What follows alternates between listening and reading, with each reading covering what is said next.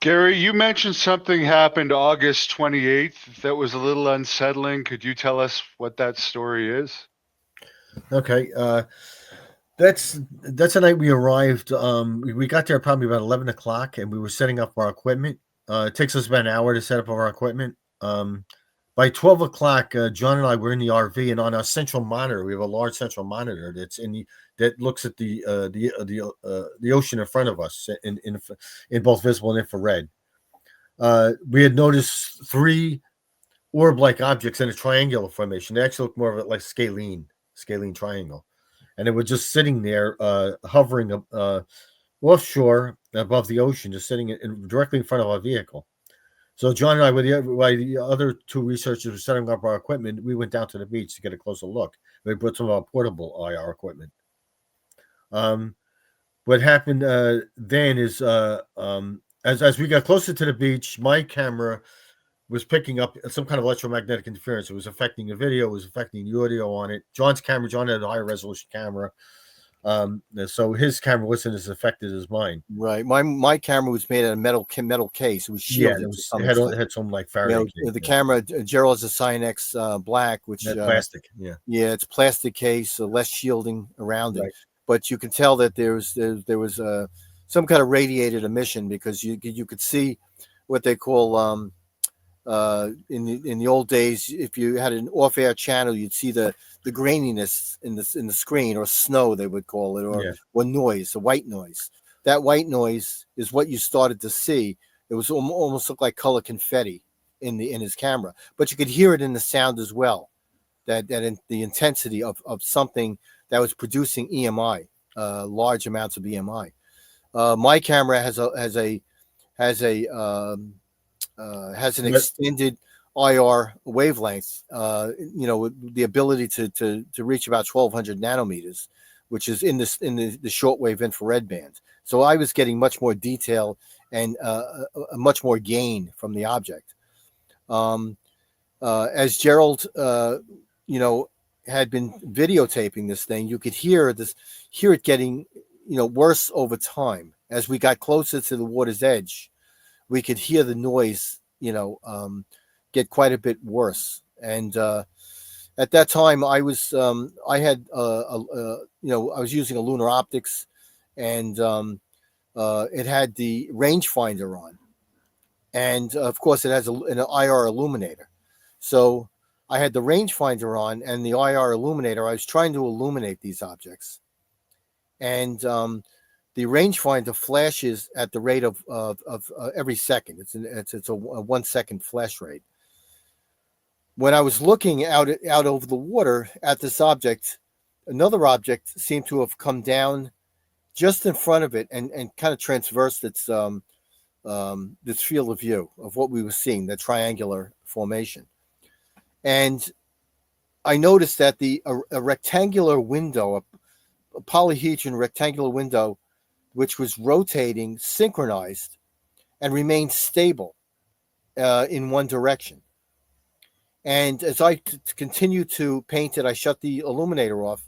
After I guess around the 6th or 7th time, the rangefinder was still flashing at the rate of 1 second.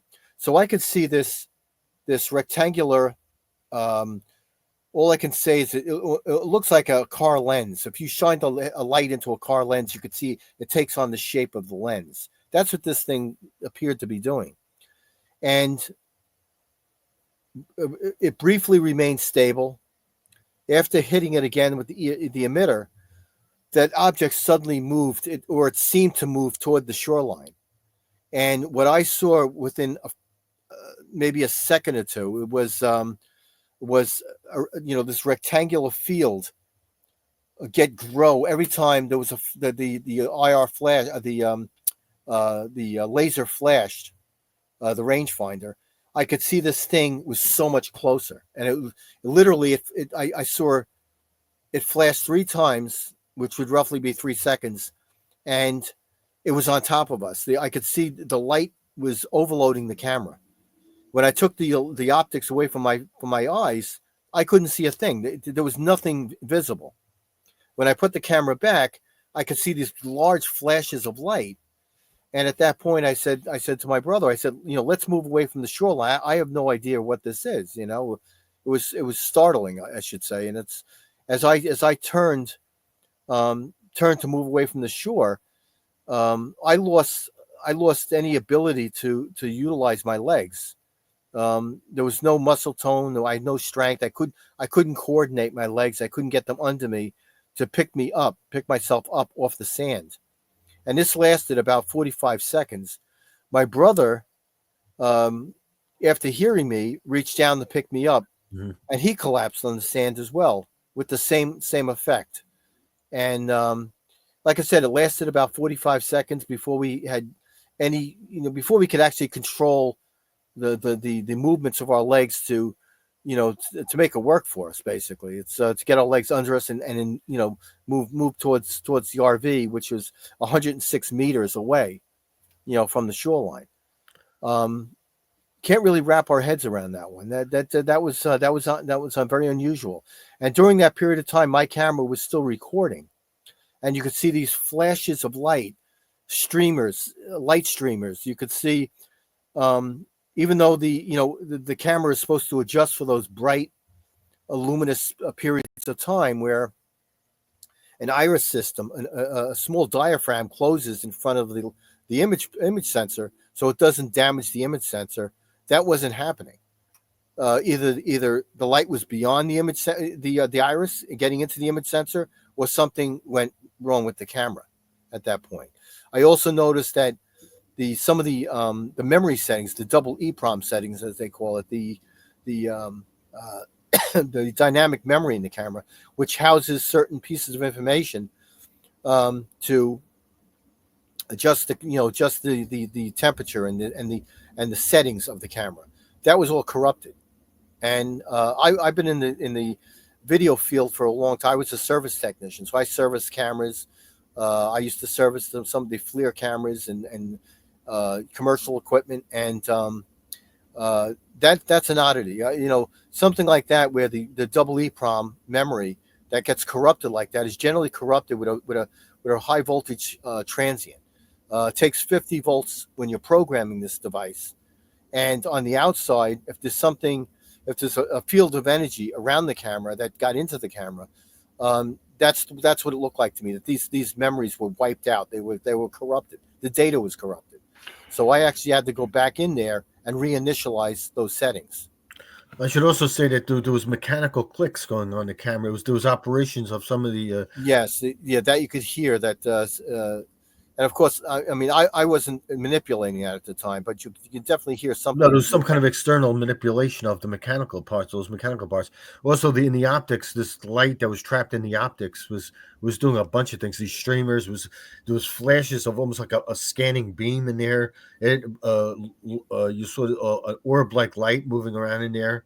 There was a lot going on inside that camera. Why we had lost the use of our legs for about 45 seconds. Yeah, incapacitated. Yeah. So was some of the memory erased then of the footage of this actual incident? Yes, it's the interesting thing is, the whole time I was recording the object out there, that part of the video was removed. That's all I can say is removed. The because part I never shut the camera off. I never took it out of record.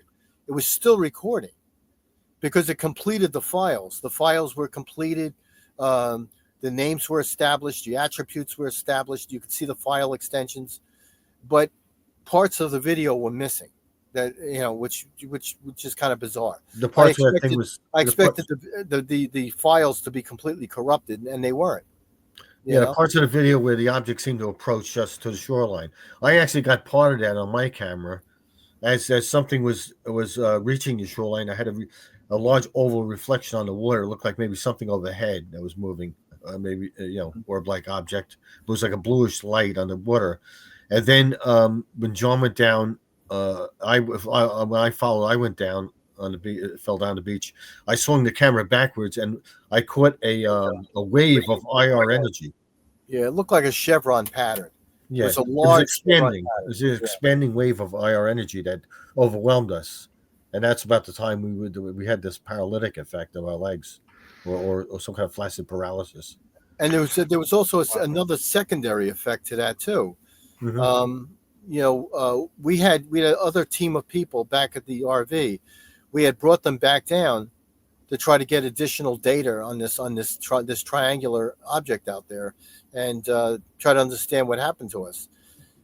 Gerald noticed in his night vision camera in the optics, the IR optics, that there was something on the beach that Mhm. was basically within about 10 feet of where we were standing initially. And he got my attention, and I was looking at it. I looked at it in my IR system, my lunar optics, and I realized that there was a bright, it was intense beam of light, or it's intense source of light, that was IR energy. It was IR. It wasn't visible. There was nothing you could see with your eyes, but in the cameras you could see this, almost like somebody shining a flashlight back at you. So we had walked over to this area, and we realized it was very tiny. The light source was coming from a krill and a shrimp that was only a few millimeters in size. Yeah. Which is quite amazing. It's and these crustaceans were dead. They were desiccated. But How supercharged with this IR energy. supercharged with IR energy. So that was puzzling. It lasted roughly about 45 minutes before that polarization of light disappeared. It slowly either discharged or bled off or whatnot, but it no longer gave off any IR after 45 minutes. But We also brought these two objects back to the lab to examine them. And we examined them under a microscope. We also ran a Geiger counter over them to detect there if was there's any radiation. no elevated radiation. Yeah, no elevated radiation, no bioluminescence, just this IR energy. Mm-hmm.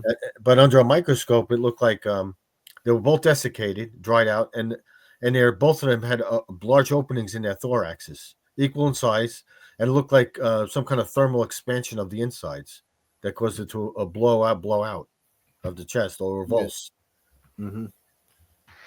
As far as the paralyzation, at what point in the body did it stop? Was it from your feet to like It was your from the waist down. Waist down. Yeah. Okay. It just affected the legs. It was like a surgical strike. It was very unusual. I mean, the rest of my body, I mean, I could coordinate. Gerald felt the same way. Yeah. The legs, of course, were you just couldn't, the messages it wasn't getting from the brain to the legs. You just couldn't coordinate, your legs. No strength, no coordination, loss of muscle tone. Right. And the next day, the only after effect we had, which lasted roughly between 24 and 48 hours, was seemed like our lymph nodes were inflamed because I had pains under my armpits, and tremendous amount of fatigue. That lasted. Yeah, I had tender lymph nodes in my neck. Yeah, that lasted. I'd say probably about between 24 and 48 hours. Yeah. Did you consider going to a doctor to get medically examined about that? We probably should have, to have it documented. But at the time, you thought that the doctor would send you to a psych. Yeah, psych. Yeah. Yeah. You don't want to mention that, but the thing is, we were still processing it too. It's not, you're not thinking clearly. You're trying to figure out exactly what happened to you. Mm-hmm. There was feelings of violation. It was, I mean, it didn't last long. I mean, I certainly didn't feel that way after, getting or feeling that I had a better understanding of what happened.